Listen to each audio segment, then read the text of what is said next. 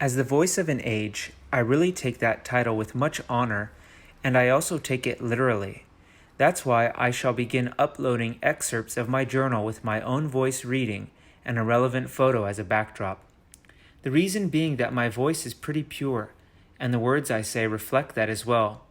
They're kind and compassionate for the most part, although I do say some things to rattle people's minds every once in a while. So the readings will give a bit of understanding of my life and my understanding of the world. Sometimes there comes along a person with a great voice, and other times there comes along someone who has something to say. And once in a great long time, there comes along someone with a beautiful voice who has something to say. Sincerely, Michael Nectaris, CEO, Aquarius3E LLC. I got the idea for this from reading Jack Kerouac's On the Road, and then learning that he did an entire reading for his book that was turned into an album or book on tape. You can actually find it on YouTube. Another source of inspiration was reading The Diary of Anne Frank, then watching the film and then listening to the book on tape. I thought, what if there were someone with the heart of a child who wrote down their thoughts and actually spoke them in real time as life was going on? Wouldn't that be interesting? Then I thought, why not myself? My heart is like a child and pretty pure, and I'm courageous enough to share my life with the world. Also, The Diary of Anne Frank really fascinates me because it gives insights into the female mind. I wish to give a counterpart male mind perspective on things. And I know from studying history that figures like Anne Frank and Jack Kerouac are arranged from heaven and different celestial bodies to impart their things to the world and provide culture and understanding for humankind. It is gods who allowed these writings to be passed on. It is gods who are helping me write this right now. So, one of my missions is to help steer humankind in the right direction and to spiritually help people differentiate good and bad. Without further ado, I shall begin the first reading.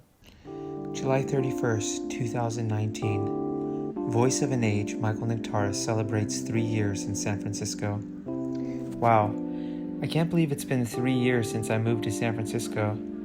This is actually the first time I've lived 3 consecutive years in the same place since I was young, living in my boyhood home in Lodi, California. After I left home for college to UCLA, I moved every year.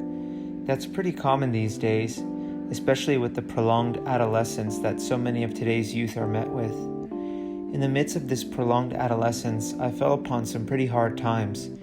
There was a time there where I had really no one to turn to. I could hardly find anyone to talk to, really.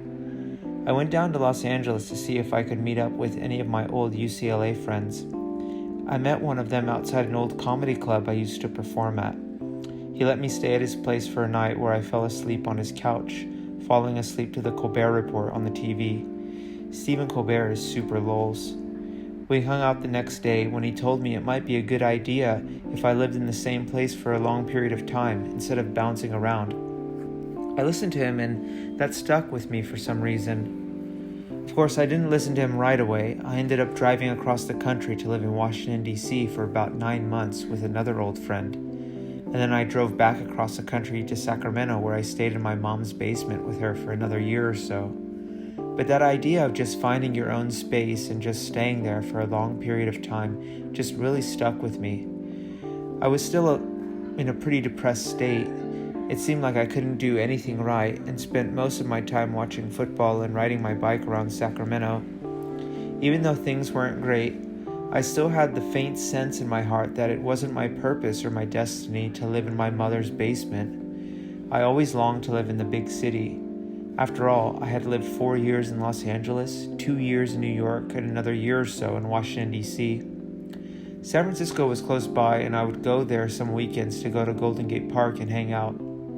I loved going there when I was little to watch the San Francisco Giants play at the baseball stadium by the ocean. It was called Pac-Bell Park when it first opened. It's now called Oracle Park. There was always something metallic in the air there, something special. I suggested the idea of moving there to one of my friends who was living in San Francisco at the time, but he said that it was a bad idea since it was so expensive and all. I dropped the idea then, but I was really wasting away in Sacramento, losing hope. And finally, an opportunity came to move, and I took it.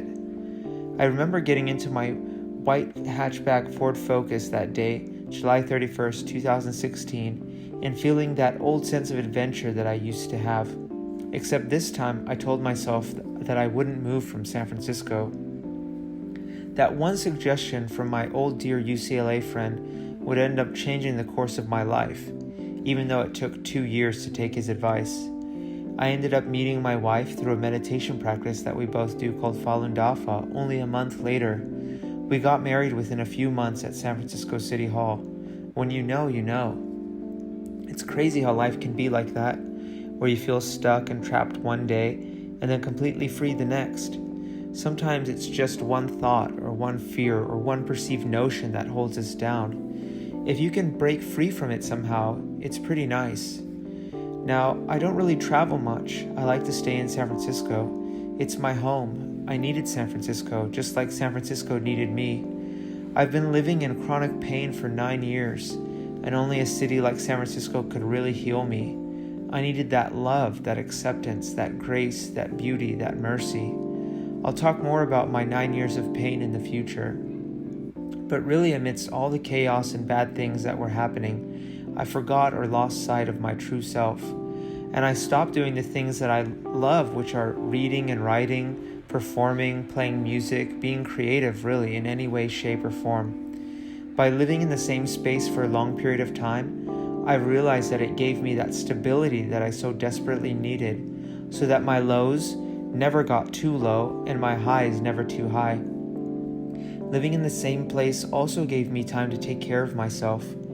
Believe it or not, I sometimes care more about other people than I do myself. I neglect myself a lot, don't take care of myself. I even forget to eat sometimes. I know it sounds crazy, but I get so caught up and consumed in what I'm doing that I really forget. I just see so much suffering in the world. It's hard not to be on edge sometimes, so I battle with depression and anxiety a lot. Someone said that depression is worrying about the past and anxiety is worrying about the future. Maybe that's true, but I heard another explanation of these conditions that really struck a chord with me. Elizabeth Wilcox said that people who suffer with these conditions are empathetic or empaths and are very sensitive to the sick state that the world is in. So in that sense, empaths are in tune with the sick state of the world and are probably the sanest of all. That made a lot of sense to me. So that adds another layer as to why I'm in San Francisco. I really came here to be forged, for my entire being to be forged. Although it remains a beautiful city, the state of things here is not great. There's incredibly high housing rates, rampant homelessness, burglary, drug use, homosexuality, alien technology, impersonality, and the list goes on. I enlightened to the fact that my state of suffering could only make it to the other side by being forged in such a harsh environment. In any case, 3 is a very special number, and 3 years is something to be terribly proud of. I thank all the good people I've met in my time so far in San Francisco, and hope to continue to make a positive impact on the city and learn and grow and revolutionize the world. Sincerely, Michael Nectaris, CEO, Aquarius3E LLC.